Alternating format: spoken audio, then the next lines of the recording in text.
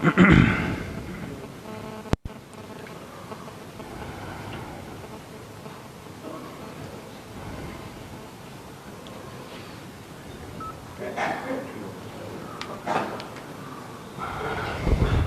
باللہ من الشیطان الرجیم بسم اللہ الرحمن الرحیم قال انما اوتیته على علم عندي اولم يعلم ان الله قد اهلك من قبله من القرون من هو اشد منه قوة واكثر جمعا ولا يسأل عن ذنوبهم المجرمون فخرج على قومه في زينته قال الذين يريدون الحياة الدنيا يا ليت لنا مثل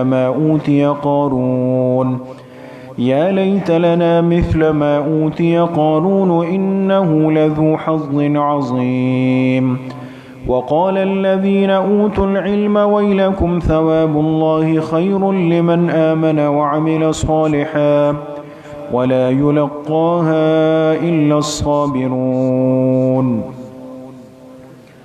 صدق اللہ العظیم۔ یہ سورۃ القصص کی آیت نمبر 78، 79 اور 80 تین آیتیں آپ حضرات کے سامنے تلاوت کی گئی ہے۔ پچھلے درس میں یہ بات شروع ہوئی تھی، اللہ پاک نے ایک ایسے شخص کا ذکر کیا جس نے اس دنیا میں بہت سارے مال و اسباب جمع کیے، اور اس درجے تک جمع کیے کہ ایک ضرب المثل بن گیا، ایک مثال کہ لوگ اگر مال کی وجہ سے کسی کی مثال آج بھی دیتے ہیں تو کیا کہتے ہیں؟ بھئی اگر اس کے پاس قارون کے خزانے ہوتے، کہتے ہیں نا، بعض چیزیں انسان کی زبان پر ایک مثال بن جاتی ہے، اس کو ضرب المثل کہتے ہیں۔ تو قارون وہ شخص گزرا ہے کہ جس کے پاس مال و اسباب کی اتنی کثرت تھی کہ ضرب المثل بن گیا، اور خزانے اتنے زیادہ تھے کہ اس کی چابیوں کے لیے پوری ایک جماعت چلتی تھی۔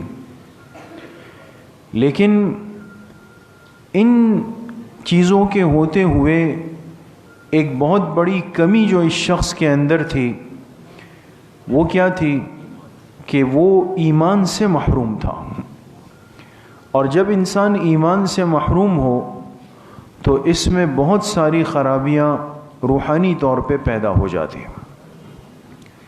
چنانچہ مال کی وجہ سے اس کے اندر عجب آیا، تکبر آیا، بڑائی آئی۔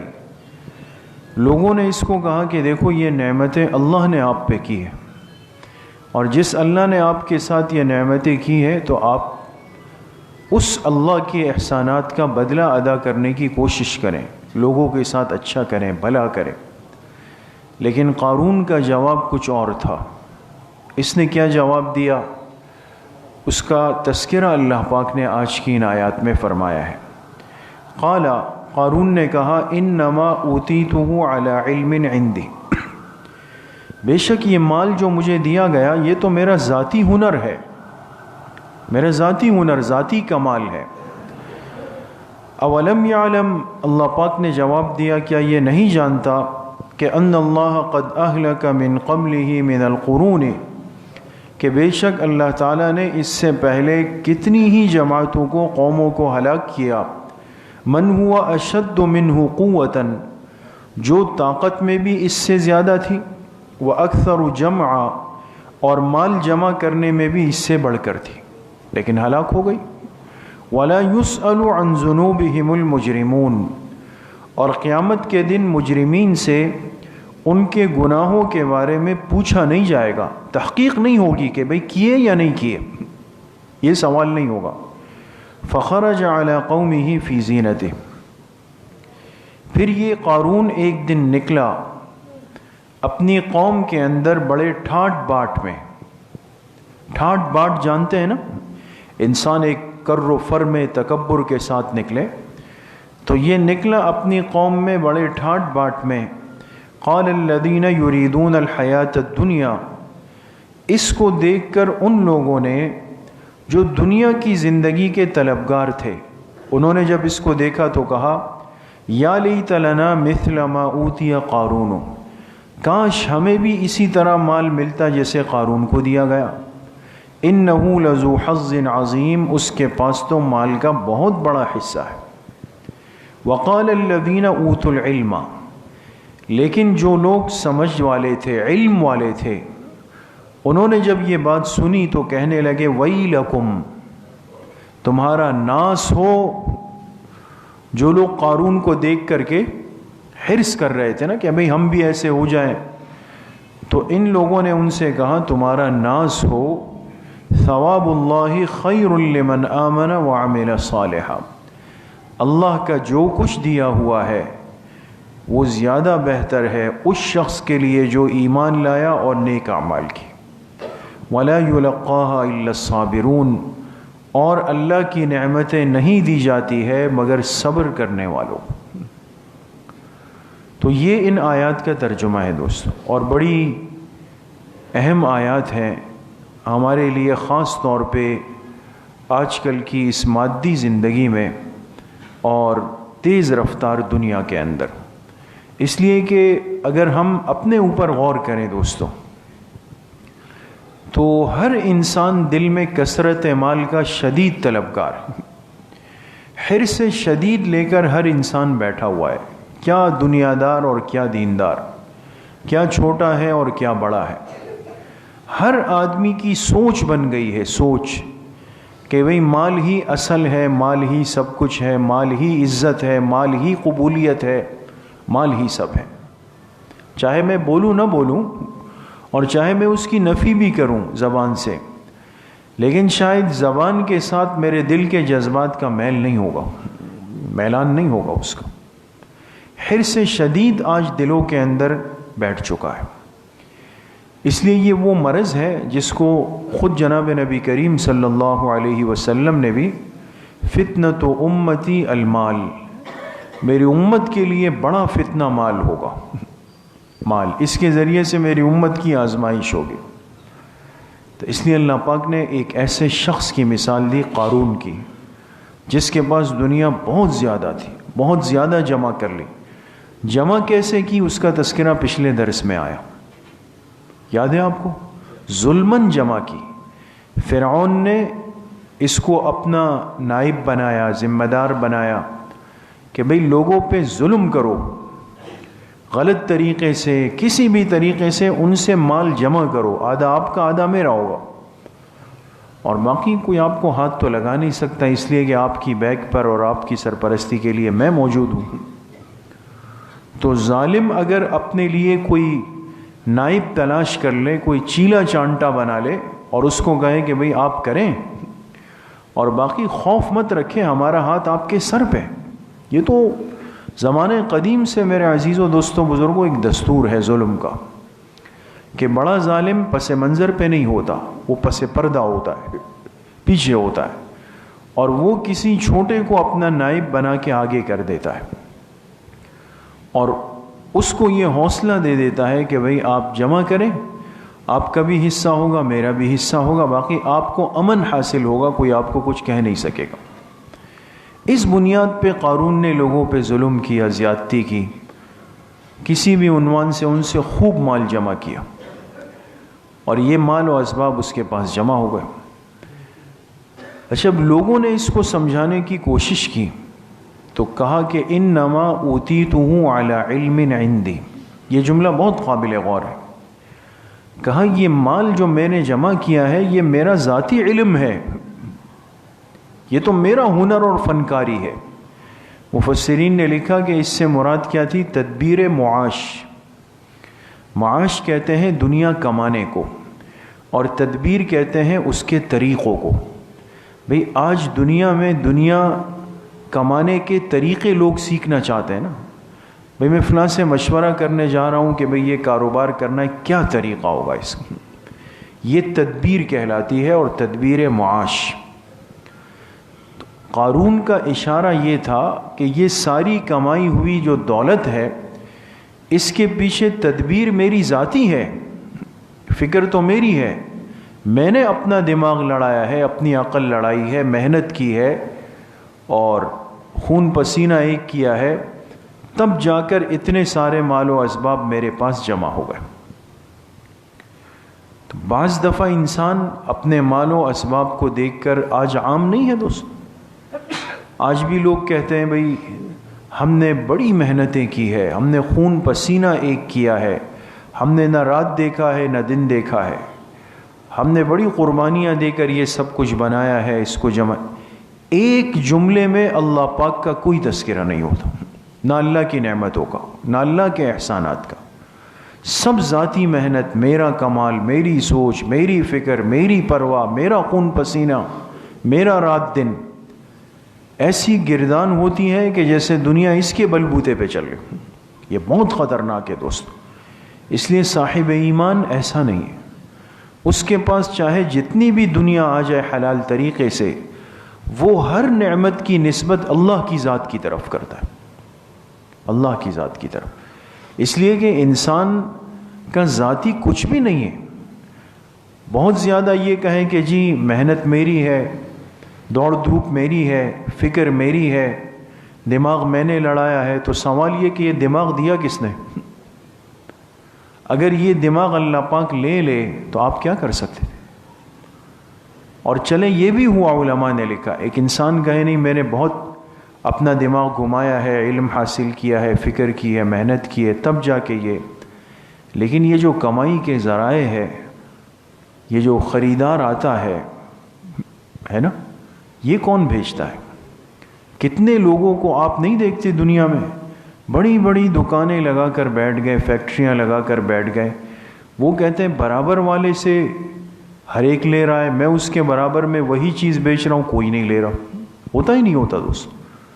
یہ تو اللہ پاک ایک مشاہدہ کراتے ہیں انسان کو کہ بھئی یہ کبھی مت سوچنا کہ تدبیر معاش میں کمال تمہارا ہے، اگر تمہارا ہے تو لے آؤ کسی کسٹمر کو، پھر خریدار کو لے آؤ اپنے پاس۔ ہر چیز اللہ کی نعمت اور عطا ہے دوستو، اور جس نے اس نعمت کی قدردانی کی ہے چمک گیا ہے، کامیاب ہوا ہے، اس کے رزق میں اللہ پاک نے عجیب برکتیں اور انوارات رکھے۔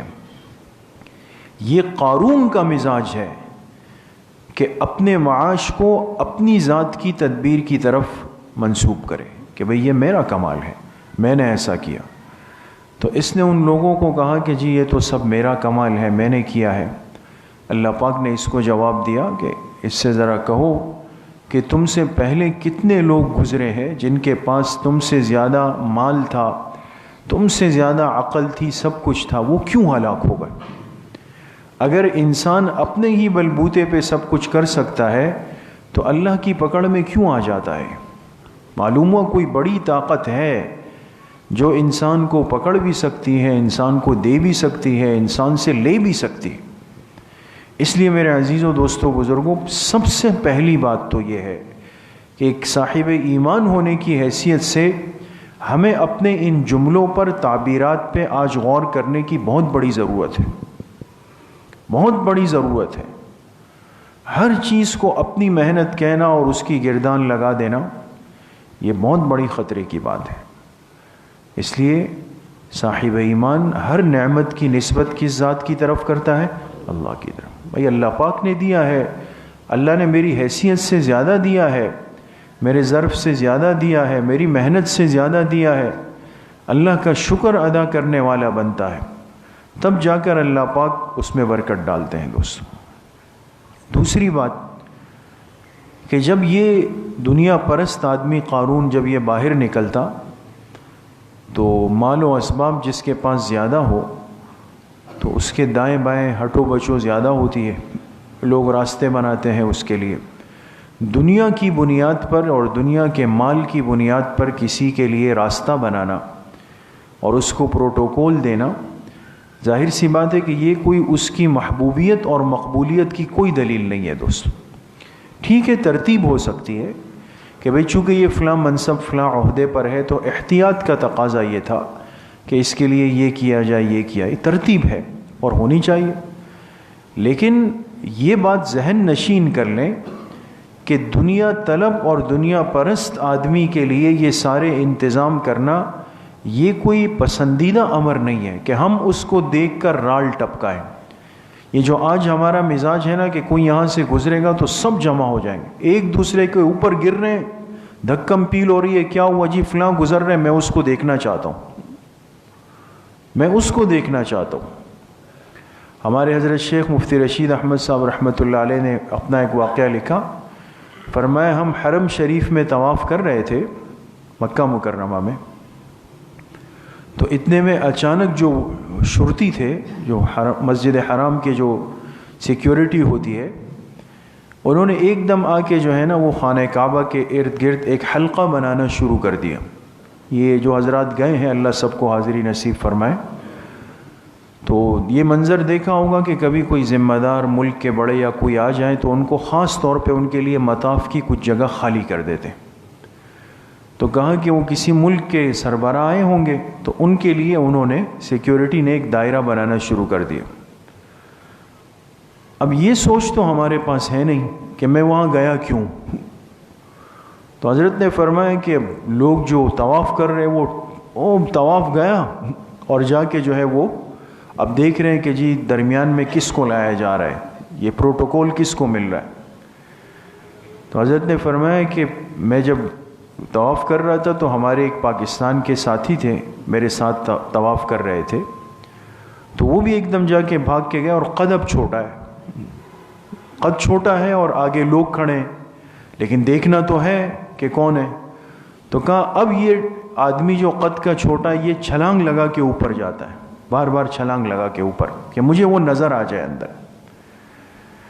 حضرت فرماتے ہیں کہ میں طواف تو پورا کیا، وہ تو نہیں روک سکتے نا، درمیانے طواف نہیں روک سکتے۔ تو طواف کے بعد وہ ساتھی مجھے ملے تو میں نے کہا لے بھائی مجھے ابھی پتہ چلا کہ آپ دنیا کے بادشاہ کو دیکھنے کے لیے آئے تھے اور اس کائنات کے حقیقی بادشاہ کے لیے نہیں آئے تھے، مجھے ابھی پتہ چلا اس کا۔ جس ذات کے لیے طواف کرنے آئے تھے، جس نے پوری کائنات بنائی ہے نا، اس کو چھوڑ کے دنیا کے ایک حقیر بادشاہ کو دیکھنے کی کوشش کر رہے ہیں۔ تو ہمارا حوصلہ اور ایمان تو یہاں پہ کھڑا ہے دوستو۔ اب اگر نماز ہو رہی ہے اور باہر کوئی سائرن بجا کہ جی کوئی گزر رہا ہے، آدھا مجمع چلا جائے گا، جی کون جا رہا ہے، اب یہ دیکھنا ہے ہمیں۔ یہ کمزوری کی دلیل ہے دوستو۔ اور پھر کسی کے سامان کو، اسباب کو، گاڑی کو، ان چیزوں کو دیکھ کر آج ہم بھی اندر خون کے آنسو رو رہے ہیں کہ آئے میرے پاس تو یہ بھی نہیں ہے، یہ بھی نہیں ہے میرے پاس۔ تو قارون کو جب دیکھتے تھے تو لوگ دنیا پرست کہتے تھے کاش ہمارے پاس بھی یہ مال ہوتا، یہ مال ہمارے پاس بھی ہوتا، اس لیے کہ دنیا کی سوچ بہت محدود ہے، کم ہے۔ تو جو اہل علم تھے، اہل دین تھے، انہوں نے جب ان کی باتیں سنی تو ان کو تنبیہ کی، ڈانٹا کہ تمہارا ناز ہو، جو نعمت اللہ خود سے اپنے کسی بندے کو دے دے، چاہے وہ کم ہو، وہ خیر ہے، خیر لمن آمن وعمل صالحا، وہ بڑھ کر ہے، باعث برکت ہے ایک صاحب ایمان اور صاحب اعمال کے لیے۔ اور ولا یلقاها الا الصابرون، اور اللہ کا یہ رزق اور نعمت صرف صبر کرنے والوں کو ملتا ہے۔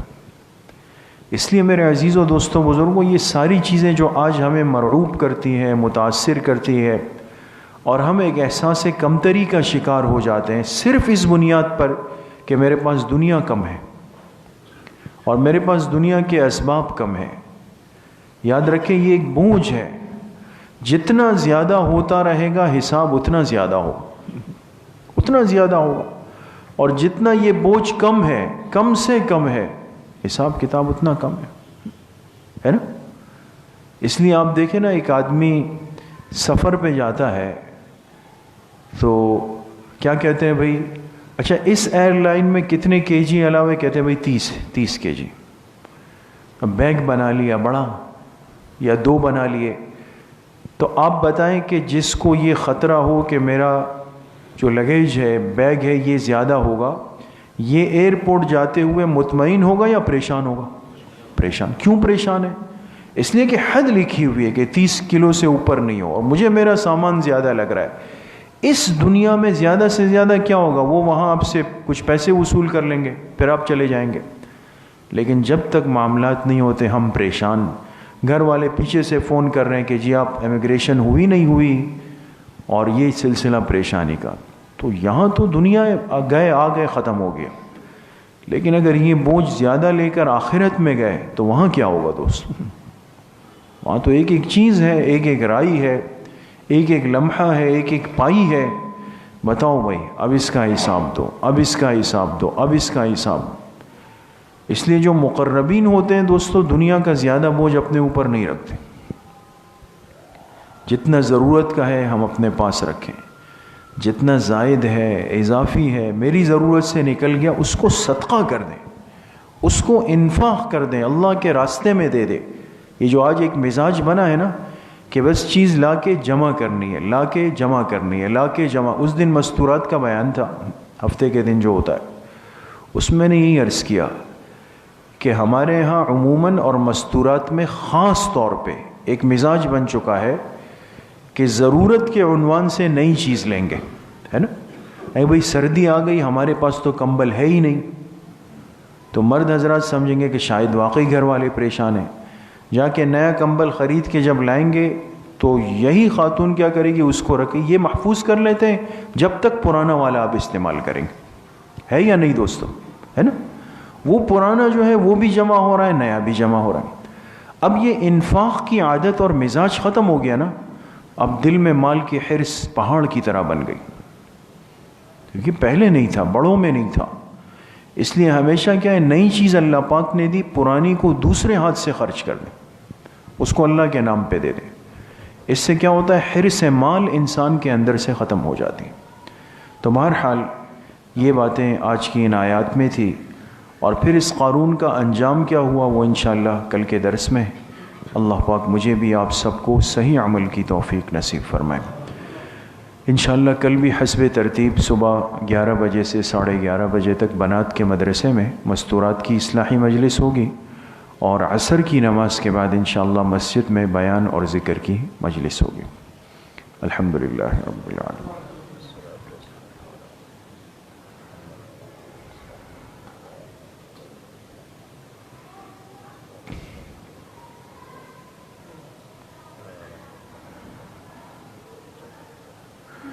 وصلی اللہ وسلم علی نبینا محمد وآلہ واصحابہ اجمعین برحمتک.